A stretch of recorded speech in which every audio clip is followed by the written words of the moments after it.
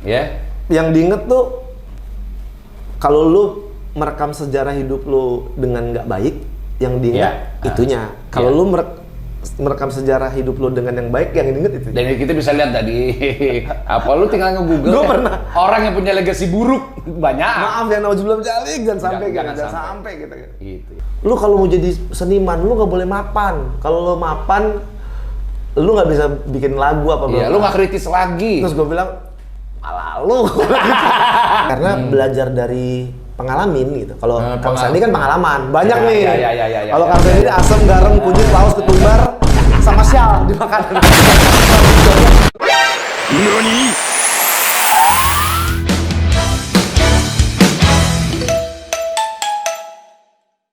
Oke, balik lagi. Saya Sandiana Rusman hadir lagi di Ngobras Ngobrol Asik. Yang udah asik kita bikin tambah asik, tapi kalau nggak asik kita bikin asik aja. Dan seperti biasa saya nggak sendirian karena saya mau ngobrol-ngobrol sama teman-teman siapapun dia. Kemarin ada Tinatun, ada macam-macam. Dan sekarang sama satu sahabat saya yang banyak nongkrong sama komposer-komposer, anak-anak band Jakarta yang butuh lagu-lagu buat di industri musik. Ini adalah Sandi Kanester. Ya. Sandi Kanester, apa kabar Sandi? Ini Sandi, ini Sandy. Jadi dia Sandy. Iya. Lo Sandy Kanester. Gua Sandi and Sandy. Apa kabar? Alhamdulillah tetap keren dan bijaksana. Soalnya kalau ditanya apa kabar itu kan pembuka dan inilah ya, biasa apa kabar, baik, udah selesai. Udah selesai ya. Kalau tetap keren dan bijaksana. Ya cuma nggak tahu ya, Sandi dan Sandy ini bisa orang banyak bilang lu multi talent ya, lu main drum juga, nge-MC juga, siaran radio juga dan lain-lain itu. Nah, lu juga Sandy ini adalah orang yang multi talent juga. Lu nyanyi juga. Nyanyi. Ya. Kebetulan bisa nyanyi. Nah, bagus suaranya anjing. Amin. Dan komposer juga banyak banget lagu yang udah dia ciptakan buat diri dia sendiri dan buat beberapa penyanyi Indonesia. Ya. Terus juga lo jadi vocal director. Ya. Gue produser juga. Terus model. Music director dia. Anjing. Apa tadi? Model. Mimpi, tapi itu mimpi dong. Tapi pernah jadi cameo dong. Iya. Main juga pernah, main film. Main asik serius lo. Pernah aja pemeran pembantu utama gitu-gitulah. Tapi ada karena apa judulnya biar coba dilihat sini. Jangan lah. Enggak apa, film apa? Waktu itu tentang dia. Tentang dia siapa pemeran tentang utamanya? Dia tuh Sigi Wimala, Adinia Wirasti. Gara-gara Teh Meli lah tuh. Oh, gara-gara Meli Guslau lo akhirnya masuk main film. Akhirnya terus kan pernah ciuman nggak sama salah satu aktrisnya? Sama direkturnya waktu itu. Oh, berarti kameranya mati. Sen, ya, ini apa namanya? Kalau gue ngeliatnya gini, lu pencipta lagu itu gue udah tahu lama, tapi pas gue cek, anjing banyak banget lagu yang udah lu ciptain di industri musik buat orang lain. Lumayan lah Kang. Iya. Alhamdulillah. Ini lu jadi seorang komposer handal setelah lu kenal sama Pai atau sebelum? Lu lama di Pai kan? Iya, kita di komunitas yang sama gitu, iya. di Palu. Terus sebelumnya emang udah bikin lagu, tapi makin apa ya, makin terangsang, makin produktif wah, gitu. Ini ternyata bikin lagu itu. Iya, pada saat memang di studio. Tapi makin kenceng nggak setelah lo kenal sama Pai dan Dewi? Bingung gue jawabnya. Makin kenceng tuh karena gini. Kuantitas ataupun kualitasnya? Karena balik lagi ke personalnya sih sebenarnya. Pada saat kita di satu komunitas yang sama, itu kan nggak ada rules biasanya. Maksudnya nggak ada yang maksa lo, nggak ada yang nyuruh lo, nggak ada apa. Jadi kembali ke personalnya.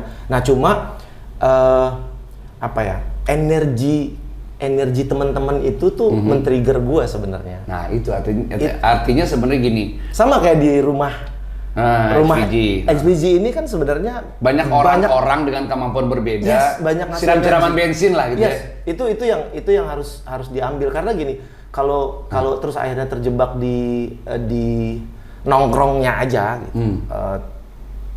Ya akhirnya lu di situ aja. Iya.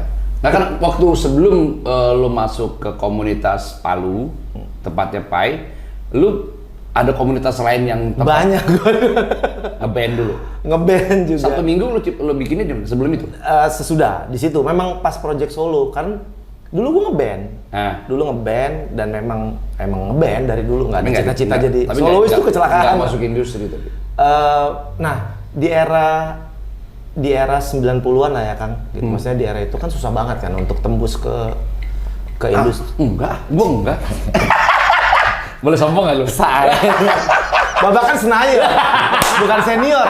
Di atasnya senayer.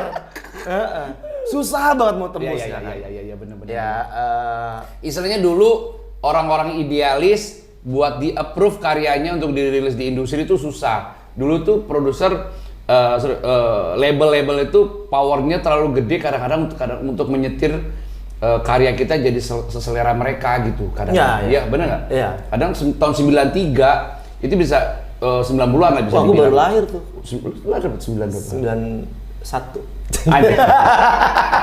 BGST ya. Iya kan era itu kan ada netral dengan Wala, Pasben dengan Dogma, Pure Saturday. Pasben Aquarius kan? Hah? Aquarius sama, kita satu label. Itu sama, red label kita.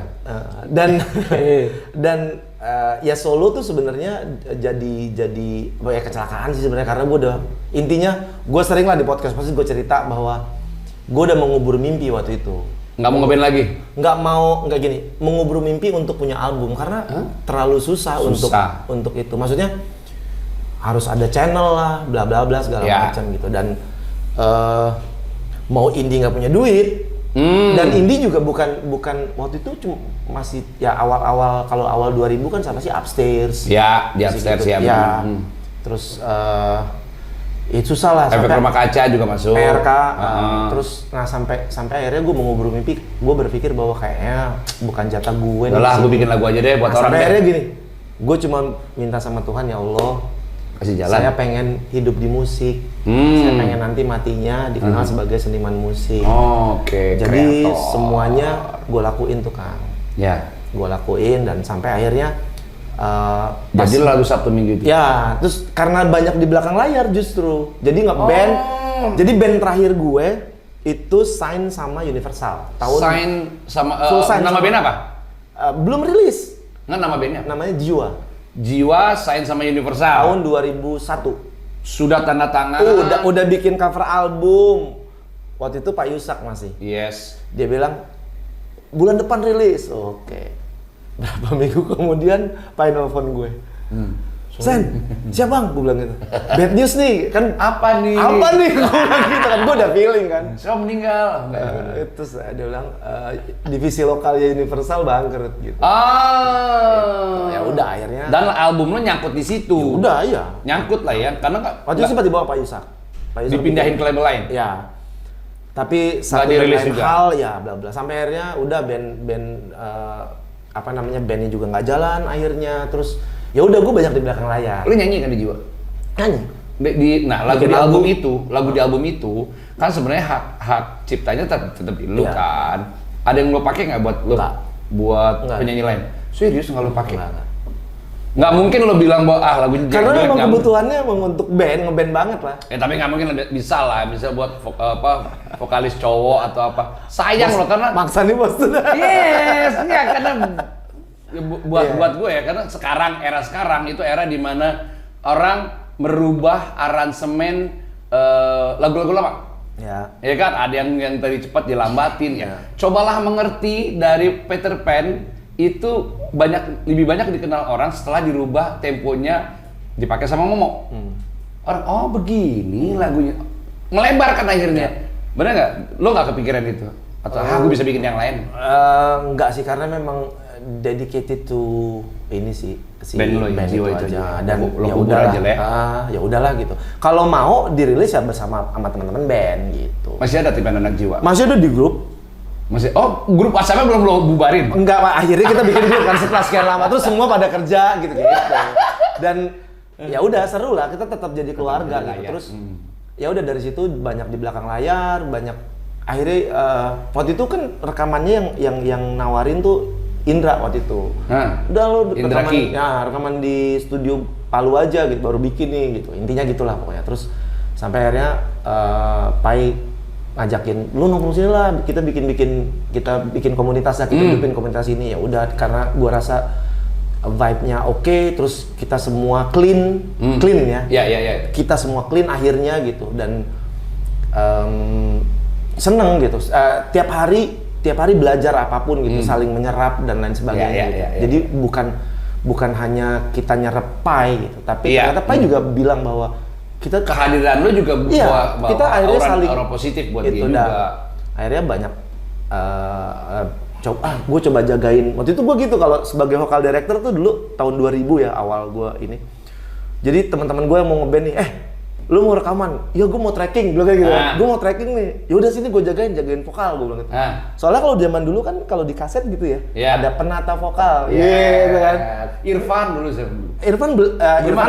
Irfan kan sama eranya sama gue. 2000-an. Iya. 2000-an. Nah, terus akhirnya gue teman-teman gue nih yang ngeband gitu kan. Sini gue jagain vokalnya gitu. Karena kan baru peralihan ke digital kan. Iya. Era itu gitu. Dari 99 terus 2000 terus akhirnya gue aplikasiin di studio Palu pada saat ada klien yang masuk ke studio. Ini vokal direkturnya Sandy itu. Terus belajar ngaransemen sendiri, terus akhirnya saling ngeliatin, Pak ingat aransemennya gimana sih, ini aransemennya gimana. Ya udah akhirnya siapa aja yang pernah lo pegang vokalnya buat recording? Yang lo ingat? Ashanti pernah. Ashanti. Lagu IDP. IDP, oke. Ya kalau Once. IDP siapa? Indah Dewi Pertiwi. Indah Dewi Pertiwi. Oh iya IDP. Terus Baim. Terus Baim ada band. Aryo, iya. Aryo Wahab. Terus dulu pas masih di zaman di sana itu Nugi juga. Terus triloginya Once yang aku mau, tapi bahasanya ngejagain aja sih. Iya. Bagus suaranya. Iya. Lebih ngejagain aja. Nggak, tapi kadang orang punya suara bagus, tapi kadang-kadang penempatannya suka salah kadang-kadang, bener nggak? Iya. Karena dinamika juga penting kan. Banyak penyanyi yang maksudnya bagus suaranya gitu, tapi dia butuh bahasanya mungkin konsultan kali ya. Iya. Bahasanya butuh partner untuk ini cukup. Ini kurang, ini legatonya. Apalagi Once ini kan perfeksionis kan, dia kadang-kadang kurang bagus sih. Orang bilang, udah keren. Dia waktu itu dia bilang, Sen, gimana nih suara gue? Gitu kan. Asik-asik lu ngomong aja udah asik gue. Gimana nyanyi kalau Pai gimana Pai? Asik Cak, ya deh ya, gue mau ngerokok ya gitu. Tapi gini, ini gue mau balik ke jiwa band tadi. Lo kan bilang, ya udahlah lo ya udah jangan gitu aja lah ya, anak-anak jiwa nggak berharap banyak lah. Tapi lu kan gini, di lagu Sabtu Minggu itu kan meledak. Amin. Ya. Lu nggak jadiin itu sebagai momentum ke Payu Saksi pemegang masternya, yuk kita bikin lagi. Beda yang pasti beda label. Terus yang kedua, teman-teman udah mencar-mencar kemana-mana. Oh itu artinya di bandnya sendiri udah nggak udah maksudnya satu suara iya, lah ya. Iya, udah maksudnya udah ada yang kerja, ada yang apa gitu, kayak ya udahlah hopeless lah gitu. Itu terus, dan gue juga bilang ke teman-teman kalau lu mau jalan ayo nih, kalau enggak gue caps. Tapi waktu itu belum mau solo, belum tahu mau ngapain, gue mau bikin band lagi karena banyak lah band dulu gue banyak. Tapi lo pede nggak sih dengan materi yang ada di album Jiwa? Pede itu artinya gini.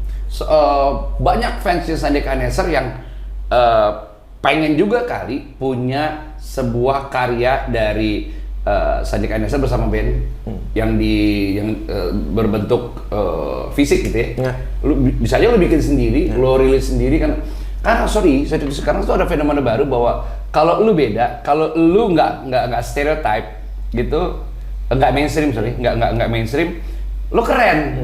Oh, gue punya lo album yang nggak dirilisnya Sandi Kaneser, lu nggak mau ngambil peluang itu?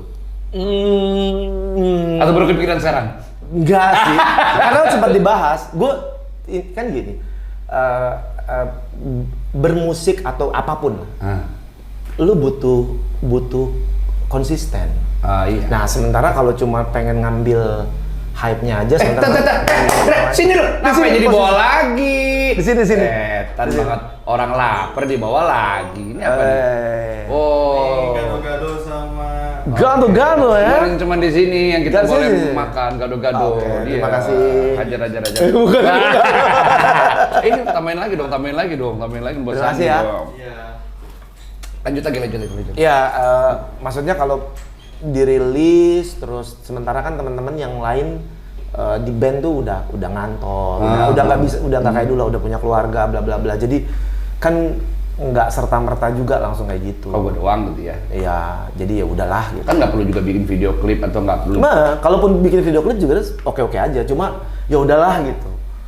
Ya udah, ya kita berteman aja, seru-seruan, bla bla bla. Kalaupun mau ini, karena kan juga nggak sempet rilis waktu itu albumnya.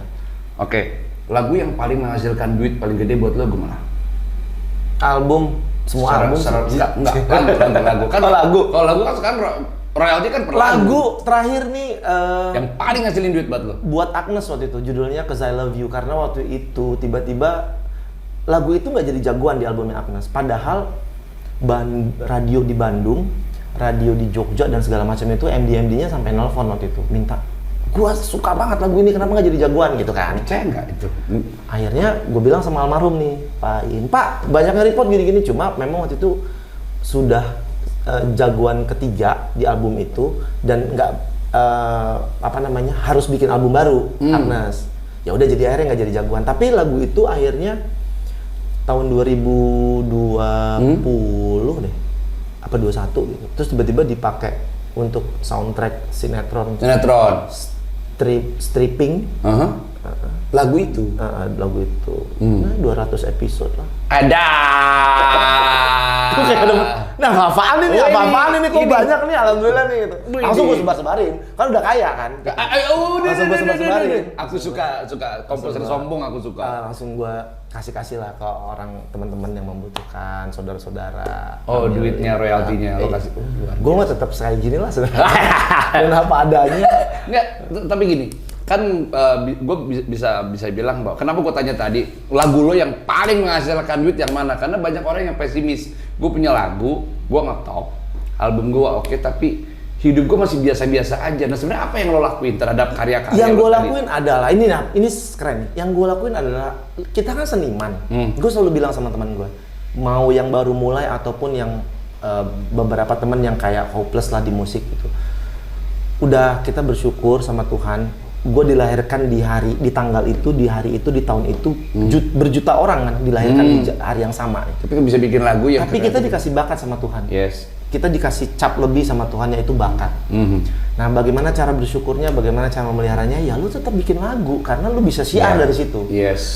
Terus gimana caranya dengan dalam tanda kutip uang, materi dan segala macam. Iya. Nah, selama ini tuh gue gak pernah mikirin itu, Pak. Beneran. Lu nggak mikirin itu? Enggak pernah mikirin. Ada manajemen yang mikirin? Enggak, karena gini, prinsipnya selagi gue bernapas, gue pasti ada rezeki. Oke. Gue nggak, lu boleh tanya siapapun, gue nggak pernah minta job, bagi job dong gue nggak pernah. Ya gue berdoa aja, gue berusaha. Tuhan yang kasih. Gue berusaha. Nah, tapi usaha gue mungkin melebihi teman-teman gue yang lain. Mungkin yang sepantaran lah atau se-circle, mungkin itu. Iya kan butuh apa? Teman-teman juga kan sebenarnya butuh komunitas juga. Orang yang lu bilang tadi punya bakat, yang bisa bikin lagu, tapi nggak punya support system yang bagus itu. Kayak lo kan ada Pai, ada teman-teman yang lain yang bisa bikin lo. Tapi nggak sampai sekarang juga kan. Itu kita intens tuh terakhir 2008. Setelah itu keluar. Setelah itu ya maksudnya tetap ada di grup, On and off lah ya. tetap on and off gitu. Karena kan gue kembali ke depan layar lagi, gue ngerilis album kedua waktu itu 2008 kan.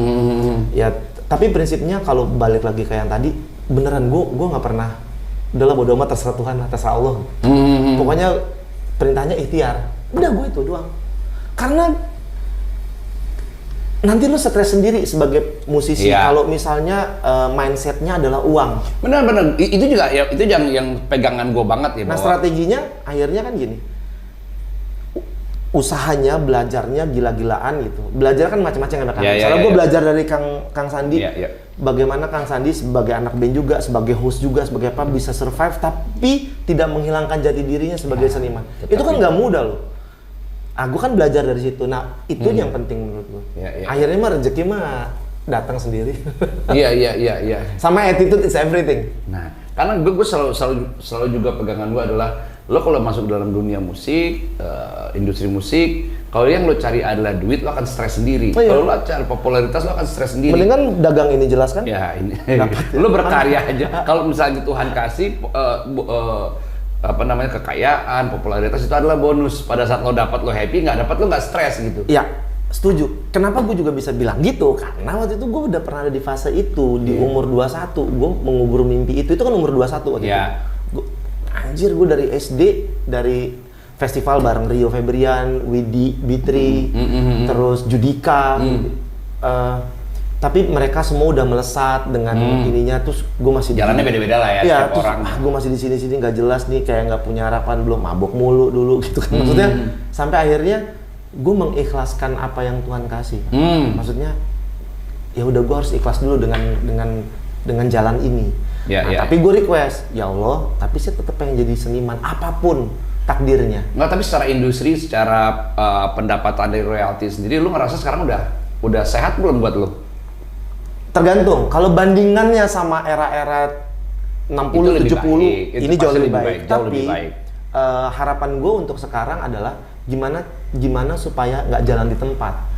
Yang jalan di tempat adalah bagaimana sistemnya, bagaimana pada saat pengkolekan. Ini kalau bicara masalah royalti ya, pengkolekan dan pendistribusiannya harus lebih baik lagi. Iya. Harus. Ini zaman udah canggih, udah digital sebenarnya. Yes.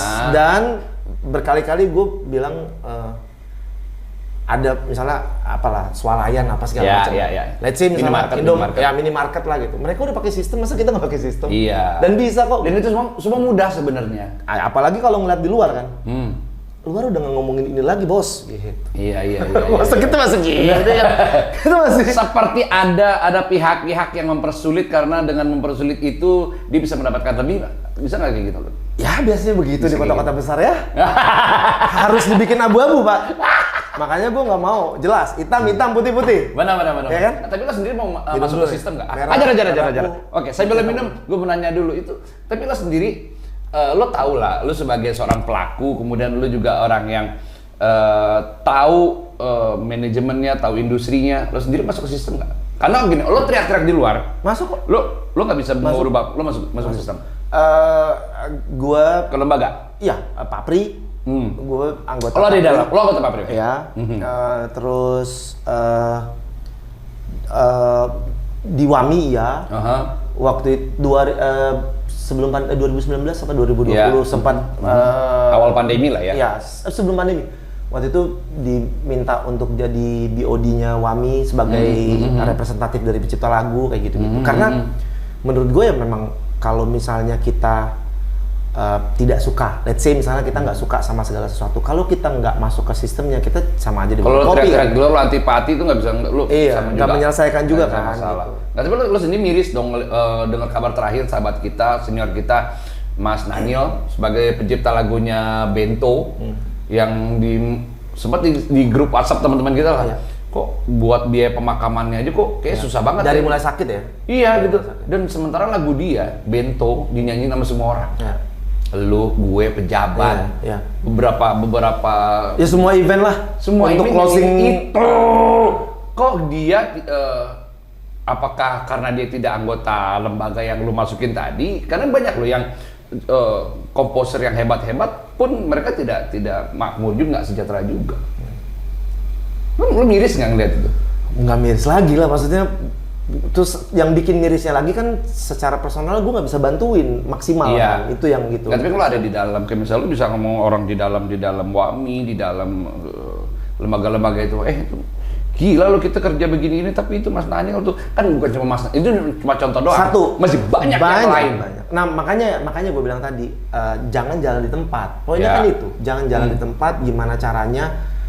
Yang kita butuhkan sekarang tuh sebenarnya kesadaran, menurut gue ya, karena kesadaran dan bergandengan tangan sebenarnya, jangan lo berhadapan-hadapan. Gue tetap kesadaran kenapa? Kesadaran bahwa misalnya gini, kalau kita sesama orang Indonesia, gue sadar bahwa kita minum, bernafas di tempat yang sama, harusnya nggak ada lagi ribut-ribut. Ya. Kesadaran bahwa gue makhluk Tuhan, berarti gue harus menyembah Ya. Tuhan. Kesadaran bahwa gue ayah.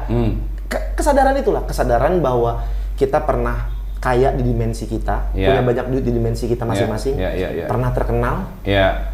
Apapun itu gitu. Pernah mendapatkan pengakuan mungkin sampai sekarang. Wah, lagu lu keren, drum lu bagus, main lu keren, udah. Nah, sekarang lah waktunya kita buat kasih yang terbaik untuk generasi mendatang. Karena sebentar lagi kan Hari Pahlawan ya. 10 November. 10 November. Gue nggak bakal bisa makan dimsum di depan mata gue, nggak bisa pakai iPhone kalau bukan karena darah dan perjuangan pahlawan kita yang zaman dulu.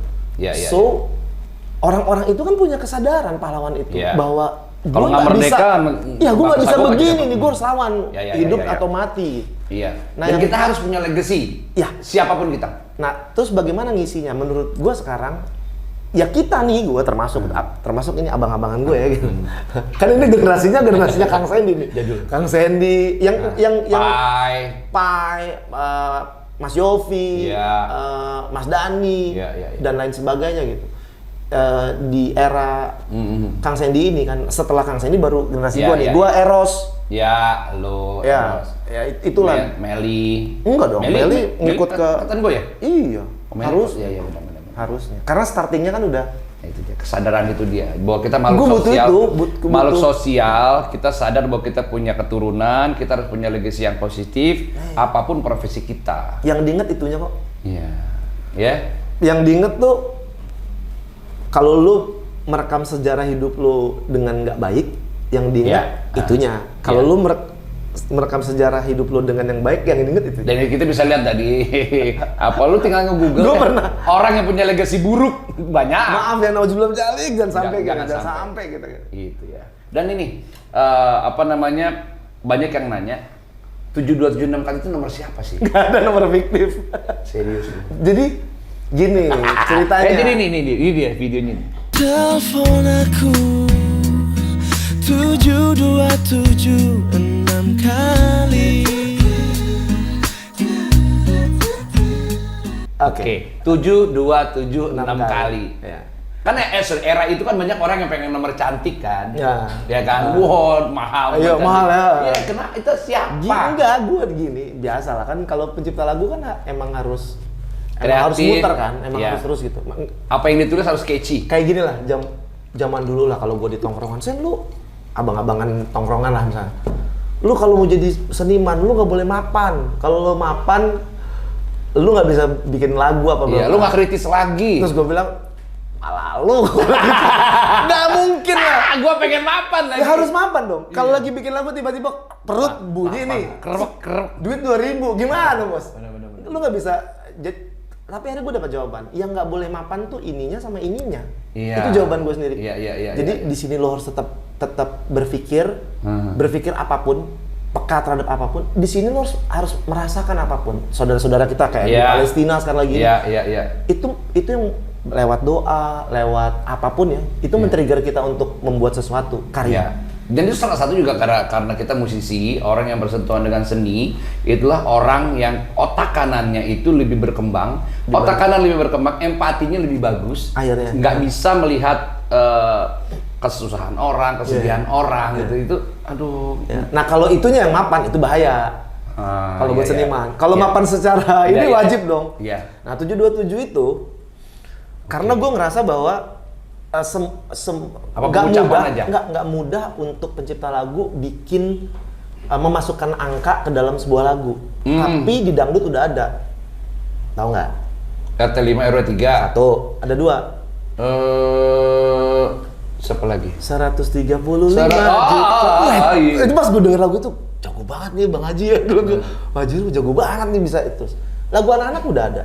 1 ditambah 1 sama dengan balonku ada 5 susah. Lagunya Tepeng apa yang pas yang 378. Ya. Tapi udah. Itu setelah gue rilis. Iya. Nah, terus pop kok belum ada nih gitu. Ya, akhirnya itu aja gue simpan aja di kepala. Suatu saat gue harus bikin lagu memasukkan angka gitu. Terus catchy menurut gue. Akhirnya ya udah gue rangkai ceritanya nih kayaknya cocok nih. Terus akhirnya gue ketemu cewek misalnya, terus gue langsung jatuh cinta like at the first sight, and then setelah itu ngapain? Ya pasti gue harus minta nomor teleponnya. Oke, ini saatnya gue cari angkanya. Nah, kenapa 7? Karena gue tinggal di Buncit dulu. Nomor telepon rumah gue tuh Pala 7. Iya, kalau daerah Condet 8. Iya. Jakarta Timur 8. Oke, 8. Gue 7 tuh. Gue di Buncit 1, 7. Itu yang diinget di kepala gue. Terus dan harus real angkanya. Itu 72.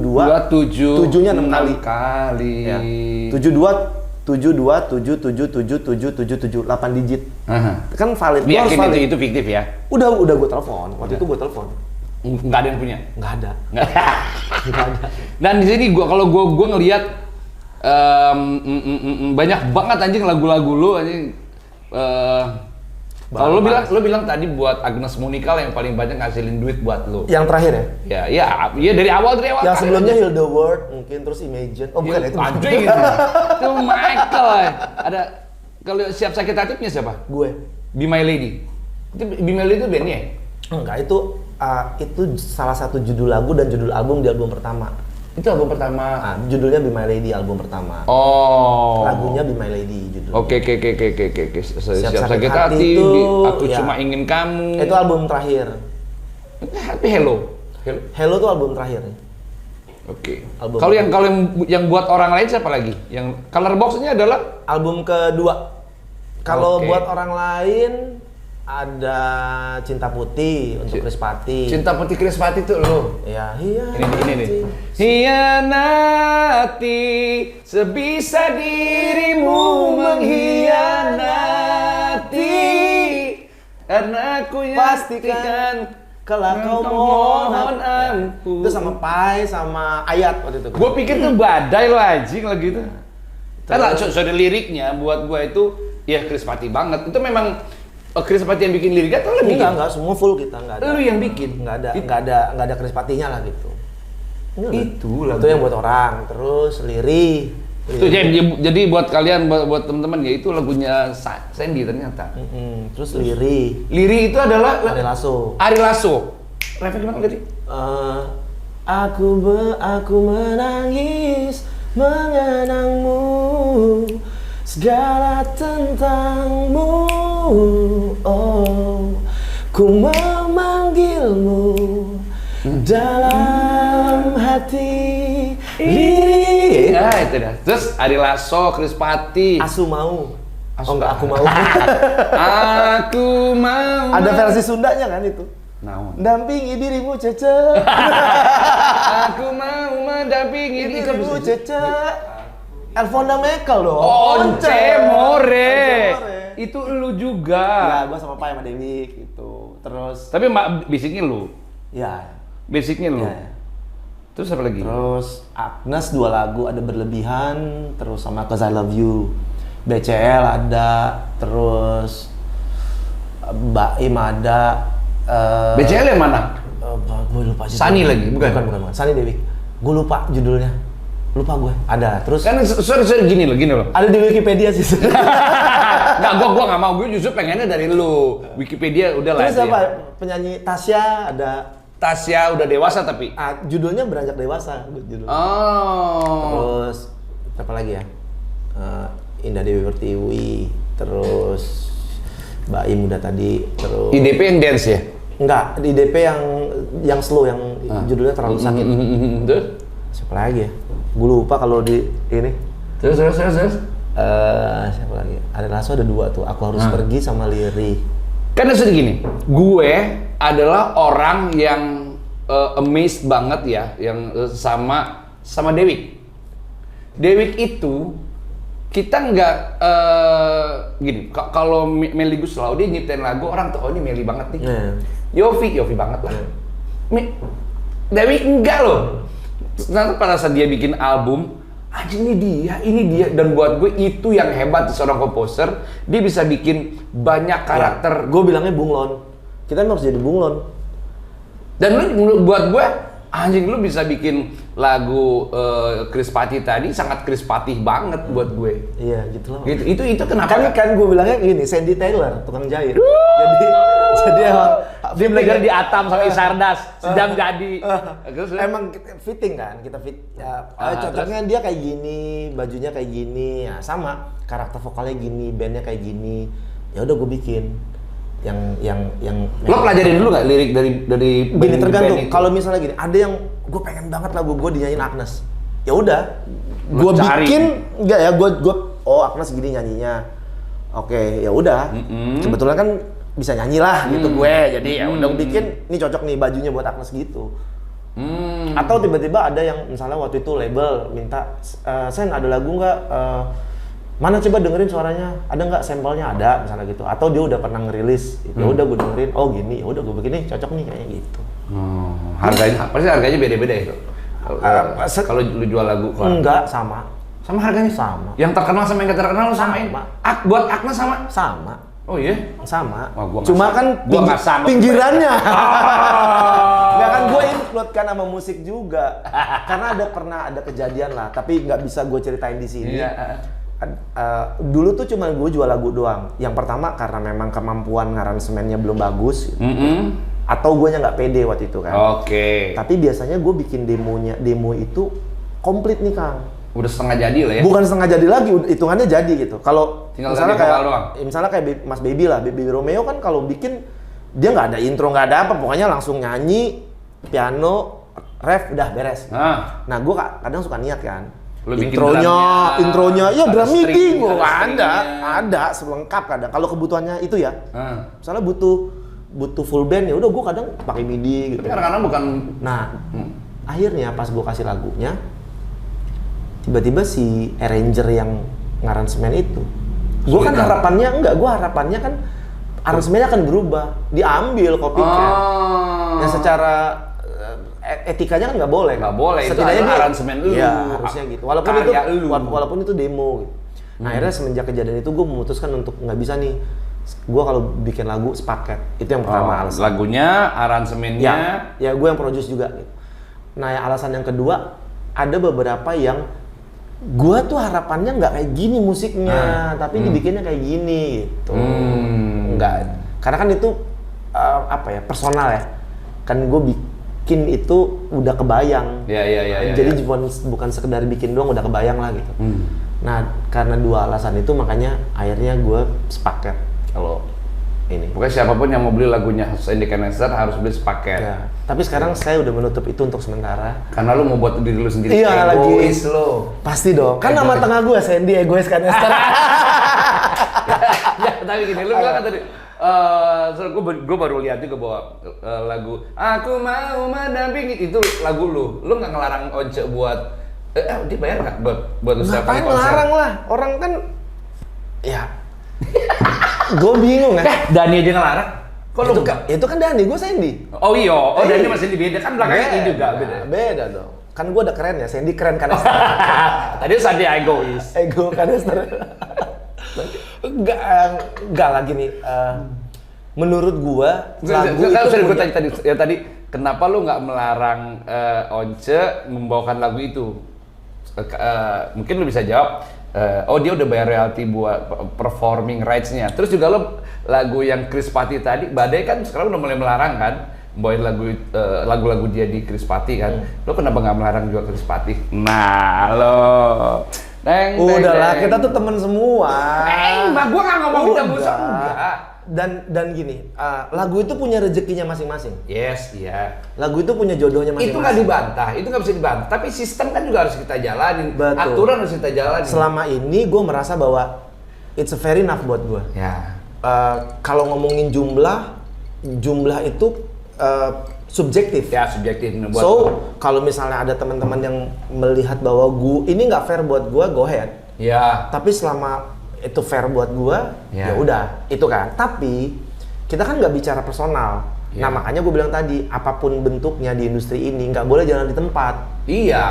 Harus sama kayak tadi bahasanya. Masa Indomart sama Alfamart pakai sistem, kita nggak pakai sistem. Iya. Mereka hilang satu es krim aja mereka tahu. Gitu. Gitu. Dan yang terpenting kan bukan teriak mengkoleknya, tapi paketnya mengkolek dan mendistribusikan, bos. Itunya harus nyampe kan. Iya, kalau kita sudah gini-gini, udah semua Nyampe juga nggak? kolek. Masalahnya nyampe Nyampe nggak? nggak? Nah, itu yang harus dibenahi bareng-bareng. Iya, jadi sistemnya ini harus dibuat dan melibatkan semua stakeholder. Nah. Dari mulai kreator sampai user. Terus poinnya, gimana caranya supaya itu terjadi?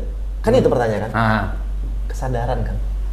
Kesadaran aja. Kalau semuanya sama-sama sadar, sekali ini juga mohon semuanya sadar bahwa ini untuk kita semua. Gitu. Kalau lu nggak sadar, berarti lu berpartisipasi sedang menghancurkan anak lu sendiri ke depan. Iya, legacy yang lo Itu lu sedang berpartisipasi ngancurin generasi lu, Iya. anak lu bahkan mungkin nantinya atau cucu lu. Iya. So, ya kalau gue sih lebih memilih gini aja, udah peace aja. Peace. Semuanya bisa diobrolin. Iya. Kalau memang kenceng ada jalurnya, jalur hukum, tapi nggak usah yang udahlah gitu lah. Kita temen semua kok. Jangan pengen menang sendiri juga. Gitu Iya, ya. karena kita gini, yang repot adalah orang di luar sana kan nggak tahu yang sebenarnya terjadi gimana. Jadi kalau bisa bijak lah untuk hal-hal kayak gitu. Ya karena gini, kenapa gue pertanyakan juga seperti itu? Karena gue juga bukan orang yang mau ngomporin. Bener. Karena banyak yang di bawah sana, pemain kafe, Pengamen jalanan, pemain wedding. Wow, oh iya wedding kan. Gue nggak boleh lagi bawain lagu orang. Gue bawain lagu apa? Sementara mereka kan harus tetap kerja, gitu ya. Tapi sebenarnya kalau sistemnya memang sudah jadi, sudah baku, mereka bisa menyanyikan lagu-lagu orang secara legal ya, gitu. Itu juga aman buat mereka kan gitu. Dan ini yang selama ini aturan semua dibikin, PP 56 semua dibuat, pro kontra segala macam kan di gedung Dewan semua juga di kita berbantah-bantahan, tapi kok sekian banyak orang-orang pinter-pinter sampai sekarang masih belum juga punya sistem yang setara dengan yang bilang tadi minimarket deh gitu. Ya itu kalau gue sih tetap bilangnya ya kalau teman-teman punya kesadaran ini untuk berjuang bersama, ya kesadaran bahwa kita ingin mempunyai sistem yang ideal, karena di luar sana tuh udah beres semua loh, nggak ngomongin ini loh. Iya. Kalaupun ada konflik personal. Iya, benar. Ya kan kayak isu misalnya lagu Thinking Out Loud, niru siapa disidangin beres. Iya. Terus lagunya Coldplay yang dibilang mirip partnya Joe Satriani beres disidang. Gitu. Ya kesadaran kan. Karena kalau gue sendiri kan nggak kuat. Kalau cuman gue yang punya kesadaran atau Kang Sandi yang punya kesadaran nggak beres. Tapi kalau semua punya kesadaran, itu yang susah kalau kesadaran. Ini kita cuma mengingatkan ya kita bahwa yang namanya kesadaran itu harus kita miliki, harus kita aplikasikan juga terhadap semua lini kehidupan kita kan. Oke, makanya untuk saat ini kalau misalnya pergerakan masif yang positif atas dasar kesadaran ini belum terjadi, makanya gue personal ya gue ngebangun atau melakukan hal-hal positif di circle gue. Iya. Ya baik lewat mungkin medianya podcast atau segala macam kita sampaikan ayolah gitu. Bisa kok gitu. Ya ini perjuangan. Iya. Perjuangan. Benar. Lo masuk ke lembaga, ke komunitas juga. Ke apapun dalam rangka untuk berjuang tentang hal itu. Kalau gue sejujurnya kalau ngomongin kita ini udah jadi keluarga brosur kalau kata. Iya. Kalau gue bilang keluarga brosur, udah punya rumah, udah punya keluarga, udah punya mobil kan di brosur gitu. Udah ngapain lagi sih bos gitu kan? Gitu ya. Iya, lu mau menumpuk banyak apapun yang lu pakai cuma segitu. Iya benar. Makanya kalau di agama kan nyari berkah kan. Benar. Kang Sandi punya dapat duit nih, gua kasih nih 100 juta. Yang berkah 20 juta. Iya. Udah, 20 juta doang. Sisanya buat mobil lah, asuransi lah, anak sakit tiba-tiba, temen minjem duit nggak balik, malah ngomel-ngomel gitu kan. Karena akhirnya yang berkah 20 juta. Kadang sedih gitu. Lo bilang tadi, gitu. Kenapa gua nggak larang ini, nggak larang ini? Karena kita semua teman. Tapi kalau teman itu pecah gara-gara duit, hanya sedih banget nggak sih? Sedih gitu. Jadi kesadaran itu sebenarnya yang harus kita genjot terus supaya ayo nggak ada hal yang nggak bisa kita bicarain. Ya, Nggak ada. Kalau kita mau duduk, seberat apapun masalah itu. Setuju Kang. Tos dulu. Bisa. Kasih 5. Daripada kita ribut di pengadilan dan duduk yuk, masalahnya apa sih? Kalau misalnya salah gue minta maaf. Kalau gue kurang bayar, berapa sih yang gue bayar? Kalaupun nggak bisa, barulah dipersidangkan. Tapi kan sidangnya bukan pidana kan? Iya, perdata. iya. Dan harusnya sih beres ya. Gitu. Lo kan merilis Kau Tak Paham Rinduku. Kita cerita tentang single dulu. Kau Tak Paham Rinduku. Iya. Jadi awalnya SC ini. Ini album ke dua. Enggak, ini single. Oh, single ya. Jadi awalnya karena terlalu banyak, gue jadi kemana-mana nih. Karena terlalu banyak Sandy ya di Indonesia gitu. Ada Sandi Pasben, Sandi Sandoro, ada Sandi Sandoro, Sandi Aulia, ada Sandi Aulia, ada Sandi Luntungan, Sandy Luntungan. Apalagi, ayo. Ada Komando Pasukan Sandi Yuda. Nah, akhirnya gue bilang SC. Oh, Sandy Kanester. Iya, iya. Si SC ini waktu itu didaulat sebagai produser untuk lagu ini. Kerjasama dengan ini single lu yang ini ya? Brother gue, iya, sama brother gue Salman Aristo. Kebetulan dia punya lagu, produce dong lagunya gitu. Tengah jalan cari penyanyi kan, ujungnya gini, udah lah lu yang nyanyi. Aduh jangan gue deh, gue bilang gitu. Gue produce aja, gue bilang gitu kan. Kenapa nggak pede lagi? Enggak, karena memang genrenya beda nih, rock nih genrenya, gitu. Terus dan emang Sebentar, kita dengerin lagunya ini dia.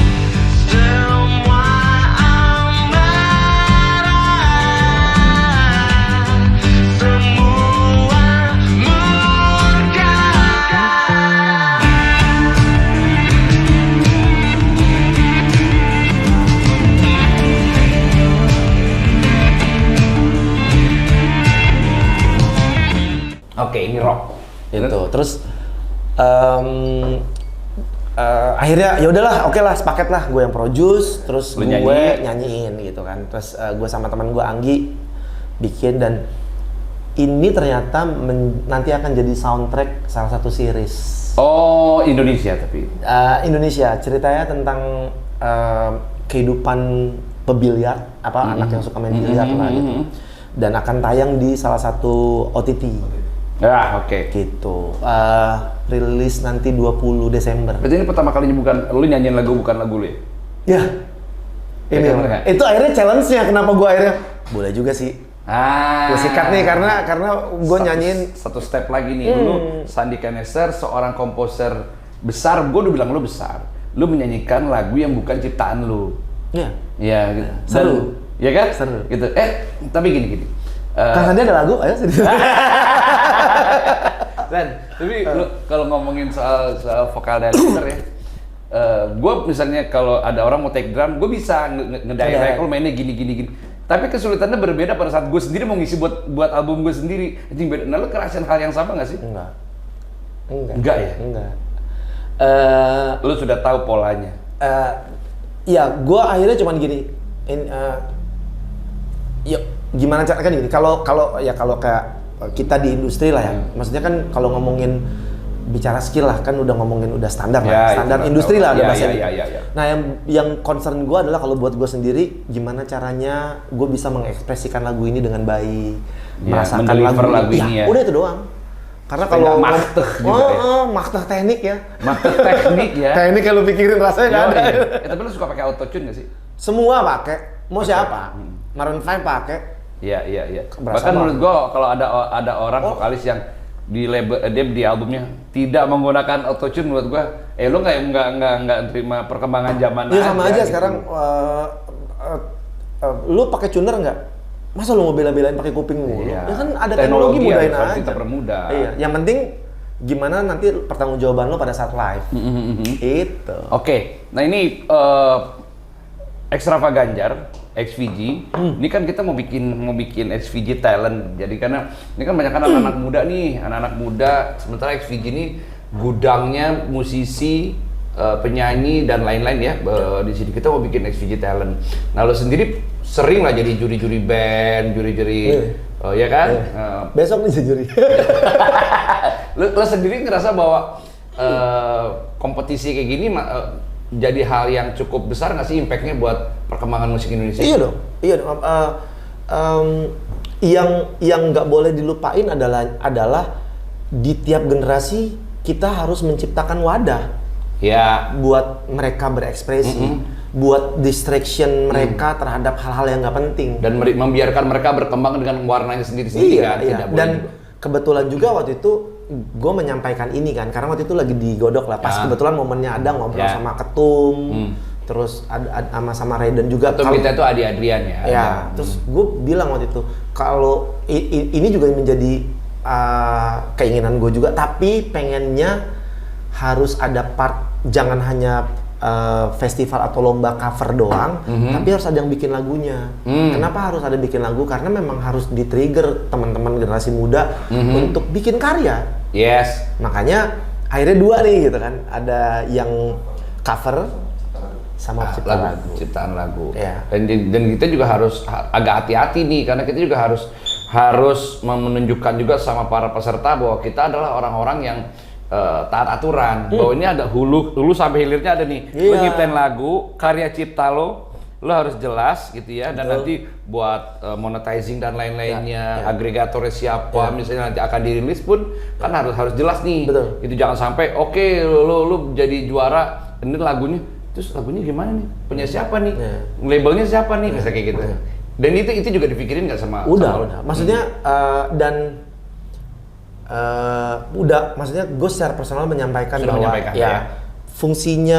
fungsinya si cipta lagu ini nanti outputnya ke sini, karena belajar dari pengalamin gitu. Kalau Kang Sandi kan pengalaman banyak nih. Kalau Kang Sandi ini asam, garam, kunyit, laos, ketumbar, sama syal dimakan. Saking banyaknya. Pengalaman yang dili-dili dulu. Ya, kalau pengalamin kita kan masih dikit nih. Jadi biasanya kalau ada event selalu nggak tuntas gitu dari hulu ke hilirnya. Bikin aja. Bikin, manggung, oke jadi juara, dapat piagam, dapat duit, selesai. Nah, ini kan tujuannya untuk apa? Tujuannya untuk ini. Oke, ini ada tempatnya. Abis dari sini, part selanjutnya adalah ini. Abis ini apa ini? Udah. Ya. Ini kan scope. Jadi ini kan juga scope kecil bahwa ini akan kita terapkan nanti di tahun-tahun ke depan, bahwa lu ini sekarang punya karya yang kemudian lo tampilkan, dan ini akan aturan ini akan diterapkan itu buat semua musisi yang ada di Indonesia, gitu ya. Sistem ini lah yang kita sosialisasi sebenarnya kan, bisa dibilang kayak gitu. Nah ini daminya nih. Jadi gini, Extravaganza punya visi dan misi. Kita akan menyehatkan industri musik Indonesia, mensejahterakan para kreator siapapun dia gitu. Kita kan ada musik, ada film, lengkap ya? Lengkap lah gitu. Kita banyak loh. Itu. Ada model juga. Ada model. Enggak, gue model cewek dong. Masa model cowok sih? Cowok dong, cowok cewek dong. Lu kadang-kadang. Model cowok ada kita. Lu udah makan ini gorengan sambil makan kan? Enggak. Lu udah berapa kali pemilih pilpres? Gue sekarang lu umur 45. Nggak kelihatan ya? 45. Kelihatan kan? 6 kali lah ya. Iya. Ya 45 6 kali lah. 6 kali nyoblos ya. Pernah golput nggak? Pernah dulu. Golputnya karena niat atau nggak sempat? Karena ketiduran. Karena banyak kalau nggak sempat. Karena ketiduran gue. Pas bangun. Jadi gue kalau nggak salah tuh 2 hari kali nggak tidur. Beneran. Kampanye di studio. Oh, studio. Kan udah kasih kan begitu. Berarti nggak niat. Nggak ada niat buat golput. Nggak ada niat. Terus tiba-tiba tidur lah tuh, hilang, dar, malam bangun. Pas bangun masih blank kan, terus gitu. Loh kok orang-orang pada ngomongin ini ya? Oh iya tadi ya gitu. Kenapa gue nggak nyoblos? Yang menang siapa waktu itu? Lupa gue. Pokoknya gue pernah ada momen itu lah. Nyesel nggak lo? Suara lo dipakai orang lain? Iya, itu yang gue sesalkan adalah ini kan nggak setiap hari bos, gitu. Ini kan nggak tiap bulan bos, gitu. Dan ini sifatnya personal, ini sifatnya personal. Gue trust dengan pasangan calon ini yang mau gue pilih, terus tapi tiba-tiba ada hal yang membuat gue tidak bisa memilih dan kesalahan gue gitu. Nah, itu yang bikin kesalahan. Dan harapannya sih buat youth. Nah, ini teman-teman nih, ada 62% gila, pemilih, gede itu. Iya, 62% pemilih 114 juta itu adalah anak-anak muda. Which is mereka itu adalah Gen Z, ada milenial juga. Kayak gue nih. Yang nggak boleh niat untuk golput sebenarnya, karena mereka lah yang akan menentukan masa depan Indonesia kayak apa kan. Yang lo bilang tadi soal kesadaran. Kalau pahlawan kita, pejuang kita nggak sadar untuk membela Indonesia, merdeka Indonesia, kita nggak bakal kayak begini gitu. Ya, kita memang nggak berjuang pakai senjata, tapi kita pakai hak pilih kita, suara kita untuk bisa merubah Indonesia. Ya. Kan gitu. Setuju. Mereka nggak kasih pesan buat para pemilih buat nggak jangan golput. Kita nggak nyuruh dia untuk milih siapa. Tapi Iya, kan tujuannya bukan ya tadi gue bilang makanya lu memilih sesuatu karena personal kan. Yes. Karena personal, terus ya buat kalian semua dikulik lah bahasanya, kulik dengan baik, terus lu punya ini, cari informasi sebanyak-banyaknya. ya, cari informasi yang sebenar-benarnya. Ya. Terus lihat dengan hati. Benar. Ya, lihat Benar. dengan hati. Maksudnya kalau by request gitu atau kata si ini nanti malah bingung sendiri, ujung-ujungnya Ya. lo akhirnya golput. Karena soal bingung sekarang lagi bingung-bingungnya orang ini soalnya. Iya. Hah? Iya Kok kan? gini ya? Kok Iya. gini ya? Tapi Gitu. kan semua orang punya impian. Betul. Semua orang punya impian. Lu punya impian bahwa banyak orang nanti akan Dan impian adalah hak semua orang. Oh iya. Itu dia. Ya, tapi jangan sampai impian yang segera jadi impian. Karena kita lu- harus kejar untuk jadi kenyataan. Iya. Makanya yang pasti jangan kepikiran lah gitu aja, jangan kepikiran untuk gue mau bodo amat, gue masih muda gini. Justru kalau lu nggak aware dengan itu, Iya. lu sedang berpartisipasi untuk Iya. merusak bangsa ini Iya. ke depannya. Karena kan gini. Itu gue suka tuh.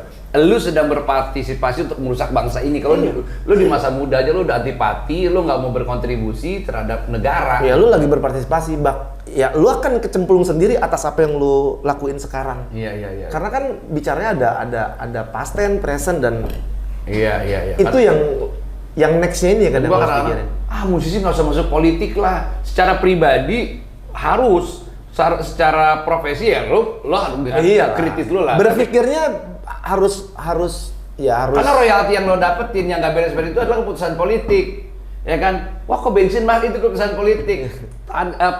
Pembangunan infrastruktur itu keputusan politik, bos. Jadi kalau kita nggak ikut masuk, ya kalau terus terang salut sama Sandy yang mau masuk ke sistem untuk bisa merubah harus dari dalam, nggak bisa dari luar. Baru di luar namanya demo, ya kan? Gitu ya. Oke. San, thank you banget udah. Terima kasih lo. Udah di sini. Pokoknya Hajar. nggak boleh golput. Nggak boleh golput. Tanggal 14 Februari lo harus nyoblos. Ya, terus jangan pernah berpikir, aduh gue nggak tahu, aduh gue masih muda gini-gini. Justru mulai dari sekarang. Gitu. Karena itu tadi. Justru orang-orang tua ngiri sama kalian yang masih muda, Tapi punya kesempatan. Ya punya kesempatan lebih dan kalian punya apa ya? Punya dunia yang sekarang itu kalian bisa jadi apapun gitu. Ya, Bener. di era kita dulu, anjing gue mau belajar drum itu berebutan Betamax loh. Ya kan? Terus ke Blok M, kalau gue ke Blok M beli tabulasi, buku partitur, tabulasi. Itu dia Xvideos di ngobrol kali ini banyak banget daging yang kita dapetin dari Sandy Kanester tentang karya Alhamdulillah, cipta, terima kasih. tentang gimana caranya Pengalaman jadi pengalaman. seorang musisi, jadi seorang teman, menghargai karya cipta orang lain, gitu ya, dan pengen punya legacy. Banyak orang di profesinya masing-masing punya kesadaran yang sama untuk bisa membangun Indonesia. Itu yang penting sih sebenarnya. Itu sadar bahwa kita harus kasih legacy buat anak cucu. Jangan lihat anak cucu orang deh. Anak cucu lu sendiri. Anak gue nggak mungkin dong kasih hal yang buruk buat anak gue. Iya dong. Kalau semua orang punya pikiran. Orang kita yang ada sama. batasnya kan? Iya dong. Kita ada batasnya. Kita pasti mati. Kita pasti mati. Lu ngetop, lu tetap akan mati juga kok, gitu ya. Dan mudah-mudahan obrolan kita hari ini bisa bikin teman-teman semua terbuka matanya, Amin. terbuka pandangannya bahwa kita semua punya mimpi yang sama dan wujudkan mimpi kita masing-masing. Kita ketemu lagi di Ngobras edisi berikutnya, ngobrol asik.